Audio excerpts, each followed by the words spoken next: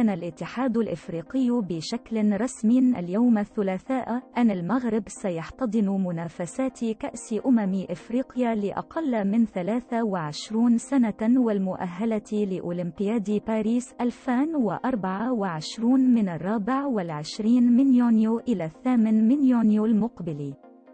ويأتي هذا الإعلان في ظل تقديم المغرب ترشيحه لاستضافة البطولة في ظل غياب أي ملف منافس في القارة السمراء. وينص نظام البطولة الإفريقية على ترشح الفائز والوصيف وصاحب المركز الثالث إلى منافسات أولمبياد باريس المقام السنة المقبلة 2024. وكان الظهور الأول للمسابقة الأفريقية للشباب في عام 2011، وتقام المسابقة كل 4 سنوات، وهي الطريق الوحيد لدورة الألعاب الأولمبية باختلاف نسخها.